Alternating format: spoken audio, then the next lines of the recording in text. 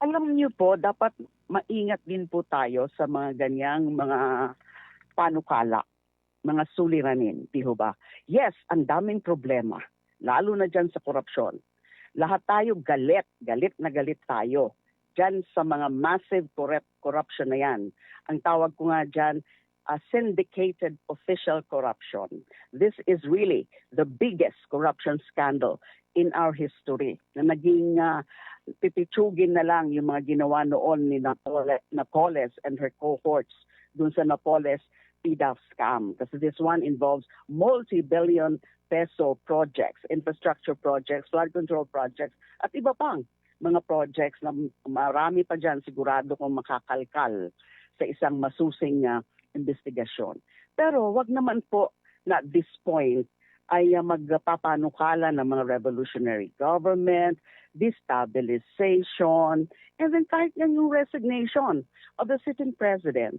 Hindi ho ba naiisip? Anong resulta niyan?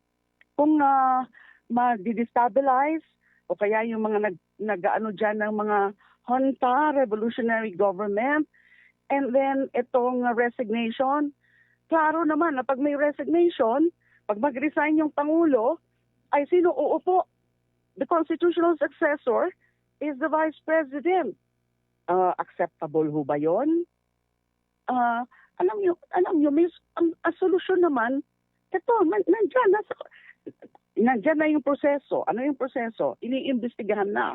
Although we are pushing for a stronger independent commission, for a more transparent and more independent commission than the one now which is act functioning pero medyo kulang pa. Is the one created under Executive Order number 94, yung ICI. Kami po sa House, meron na kaming pending na yung sa House Bill 4453 na kailangan ng mas malakas pa, stronger at mas independent na komisyon. Yan na yan, hayaan yung proseso. And then may bago tayong ombudsman na sa tingin ko naman kaya niya.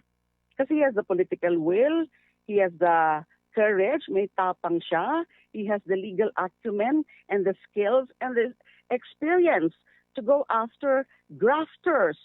Ang ano na lang, ang challenge na lang sa kanya is he has to prove political objectivity, impartiality, or independence na wala siyang sasantuhin kahit kaalyado.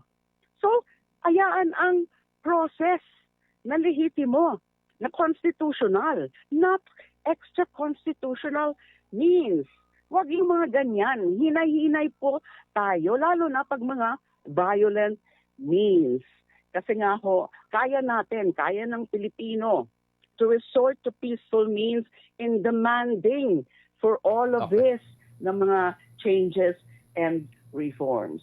So, hindi po katanggap-tanggap at this point yung mga ganyang mga panawagan. It can only be for political, mga agenda po yan, partisan agenda.